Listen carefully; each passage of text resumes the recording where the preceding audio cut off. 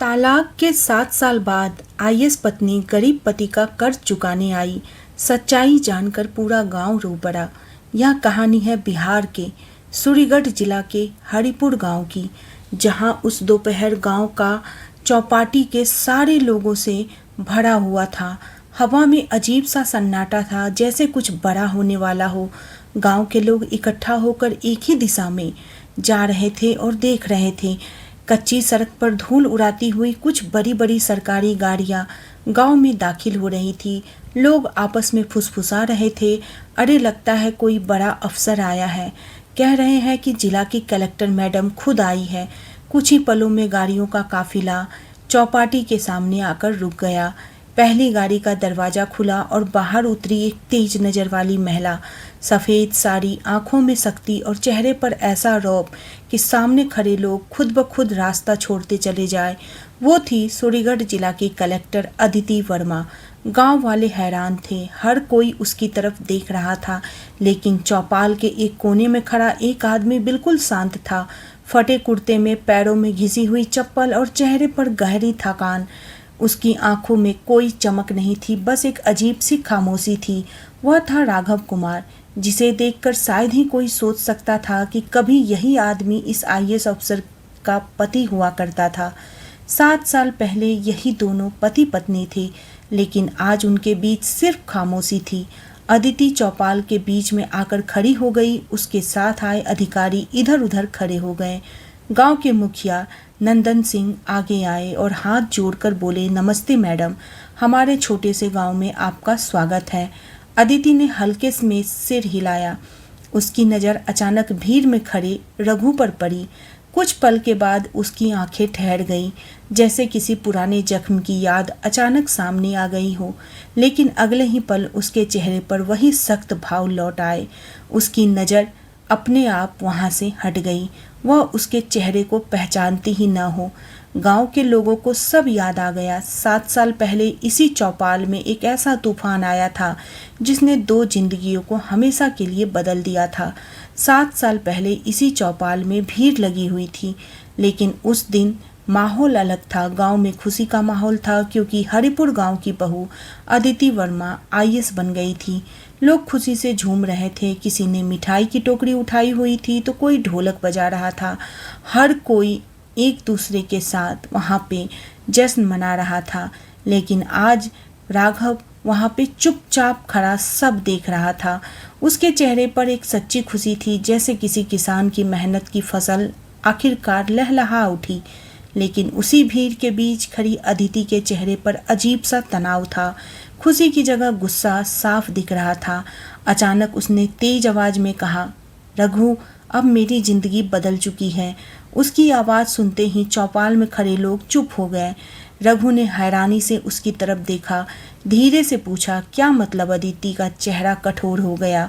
उसने सबके सामने कहा, मतलब यह कि मैं एक आईएएस अफसर हूँ और तुम एक गरीब किसान।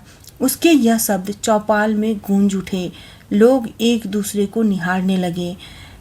तभी अदिति ने कहा कि मुझे तुम्हारे साथ रहने में दम घुटता है। तुम मेरे लायक ही नहीं हो। यह सुनकर जैसे वहाँ के सभी लोग आपस में एक दूसरे से फुदफुदाने लगे।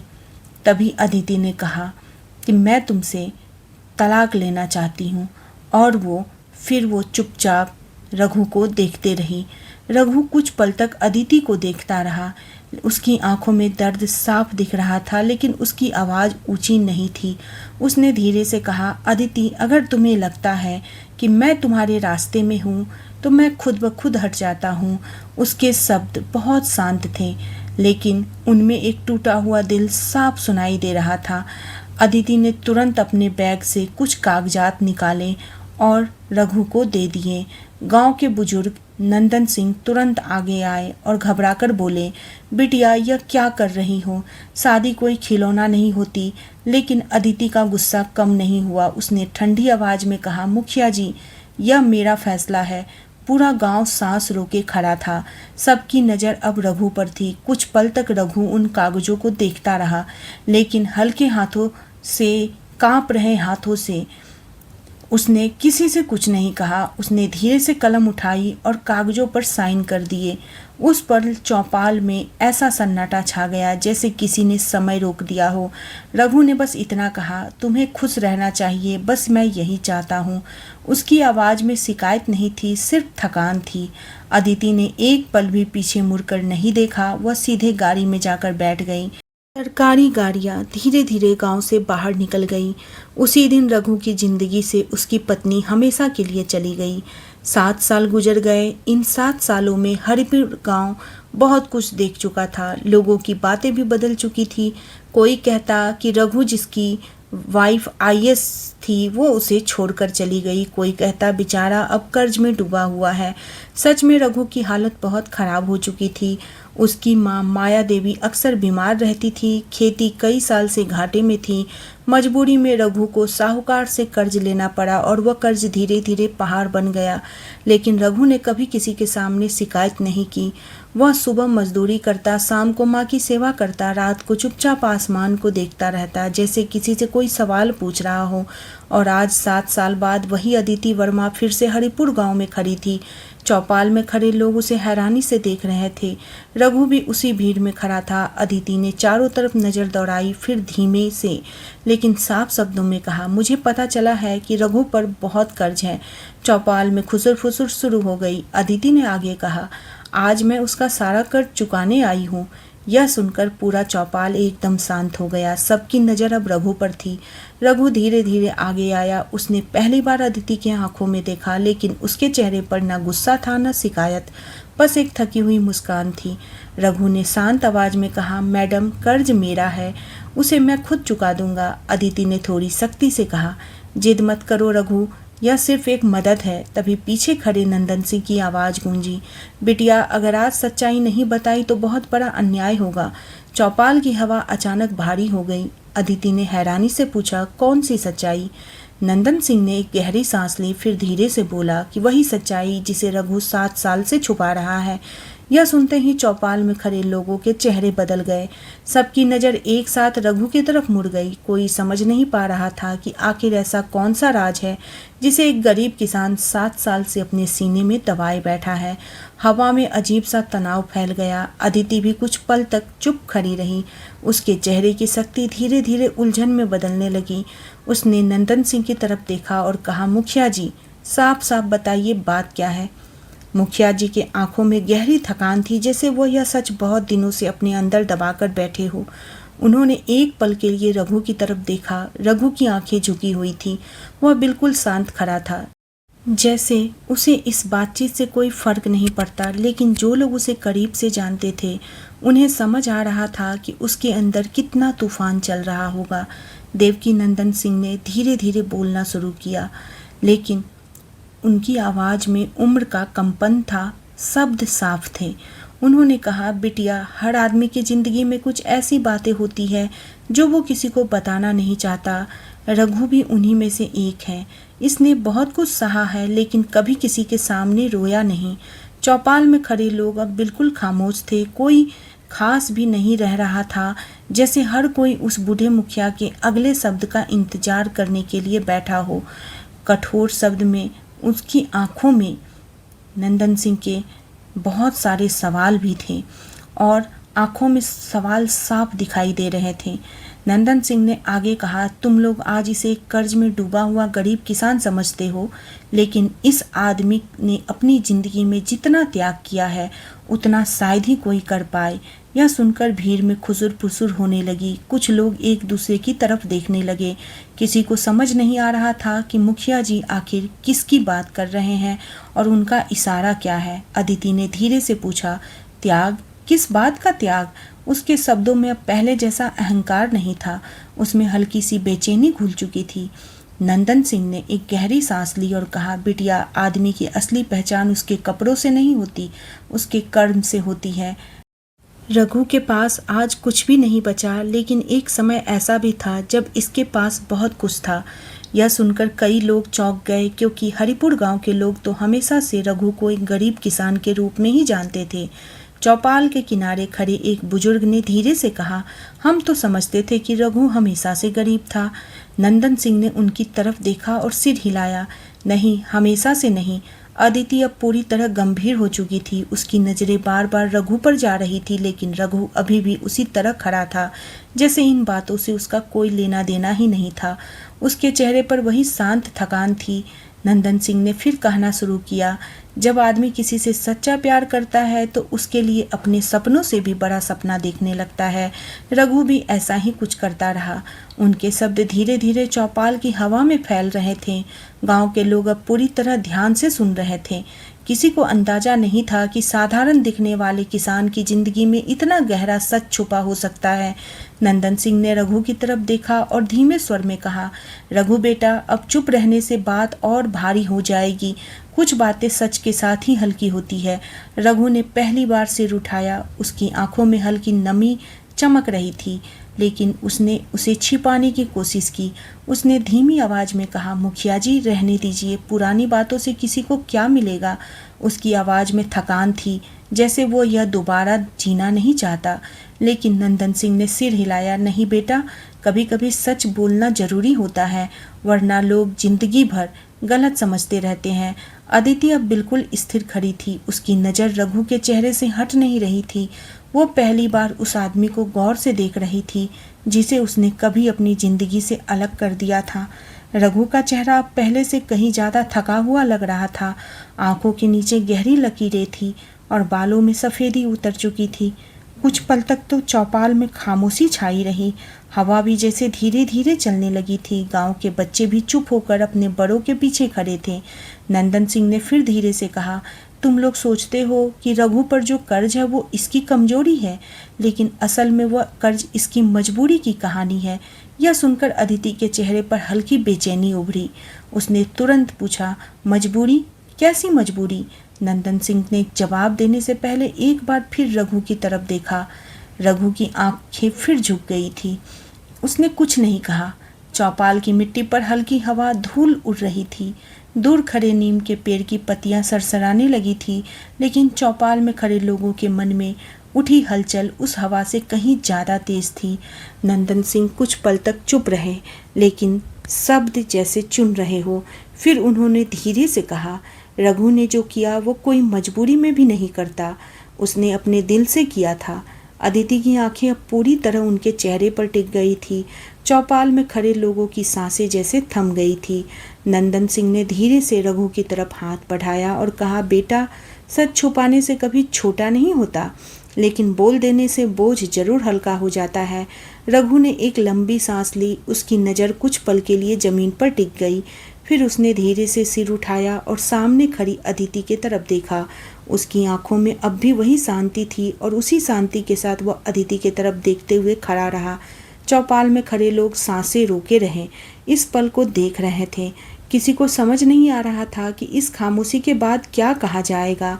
हवा हल्की चल रही थी, लेकिन चौपाल में खड़े लोगों के दिलों में उठ रही हलचल उससे कहीं ज़्यादा तेज थी। अदिति पहली बार खुद को असहज महसूस कर रही थी। वो हमेशा फैसला सुनाने की आंधी थी, लेकिन आज खुद जवाब सुनने के इंतजार में खड़ी थी। उसने धीरे से कहा, रघु, अगर कोई बात है तो साफ साफ कह दो। उसकी आवाज़ में अब आदेश नहीं था, बल्कि बेचैनी थी। रघु ने कुछ पल उसकी तरफ देखा, फिर उसने नजरें झुका ली। उसके चेहरे पर वही थकी हुई शांति थी, जैसे वो अपने अंदर बहुत कुछ दबाकर खड़ा हो। उसने धीमे स्वर में कहा, कुछ बातें बोल देने से हल्की नहीं होती, कभी कभी और भारी हो जाती है। चौपाल में खड़े लोग एक दूसरे का चेहरा देखने लगे। नंदन सिंह आगे बढ़कर कहा, बेटा, सच जितना देर से सामने आता है उतना ही दर्द देता है। अब बात छुपाने का कोई मतलब नहीं। रघु कुछ देर चुप रहा। उसके चेहरे पर कई भाव एक साथ आ जा रहे थे, जैसे वह किसी पुराने समय को अपने अंदर फिर से देख रहा हो।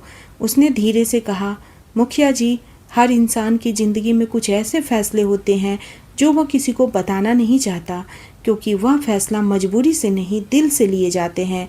और यह सुनकर चौपाल में खड़े लोग और ज़्यादा उत्सुक हो गए। किसी को समझ नहीं आ रहा था कि आखिर रघु किस बात की ओर इशारा कर रहा है।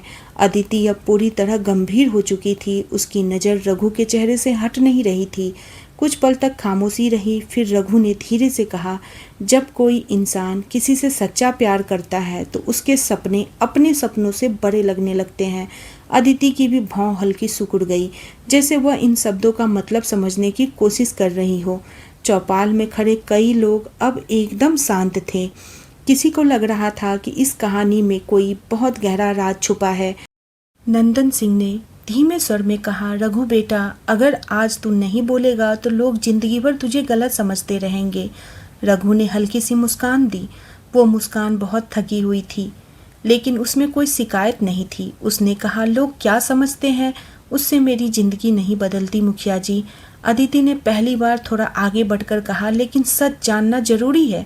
उसकी आवाज़ में अब कठोरता नहीं, उसमें एक अजीब सी घबराहट थी।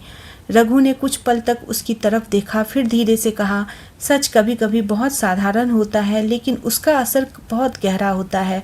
चौपाल के ऊपर से एक तेज हवा का झोंका गुजरा। नीम के पेड़ की पत्तियां जोर से हिलने लगी, लेकिन वहां खड़े लोगों की आंखें अब भी रघु पर ही टिकी हुई थी। रघु ने जमीन की तरफ देखते हुए कहा, जिंदगी में कभी कभी इंसान अपने हिस्से की खुशियां छोड़ देता है ताकि किसी और का सपना टूटने से बच जाए।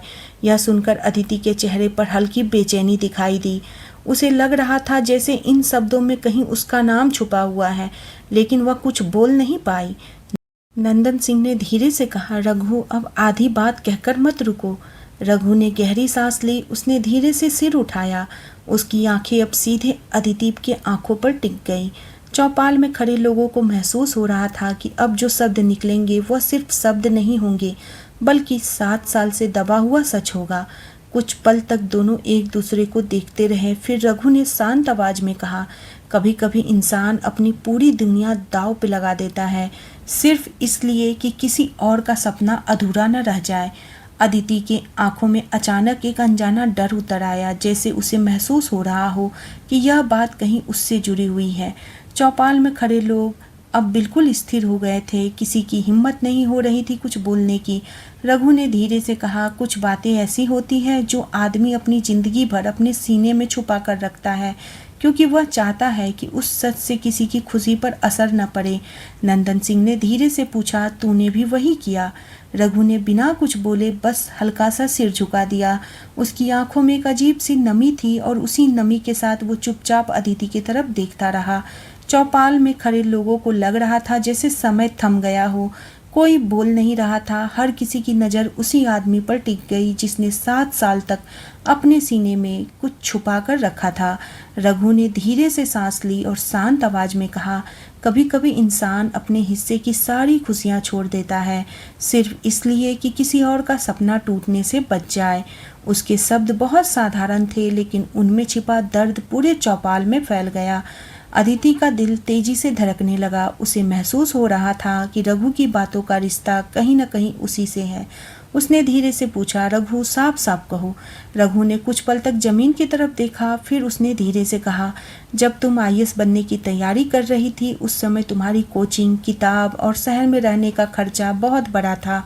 उस वक्त मेरे पास इतने पैसे नहीं थे। चौपाल में खड़े लोगों का ध्यान और गहरा हो गया। रघु ने शांत आवाज में कहा, तुम्हें कभी पता नहीं चला, लेकिन उस समय मैंने अपने 2 बीघा जमीन बेच दी। यह सुनते ही चौपाल में खड़े लोगों के मुंह से एक साथ सांस निकल गई। कई लोग एक दूसरे की तरफ देखने लगे।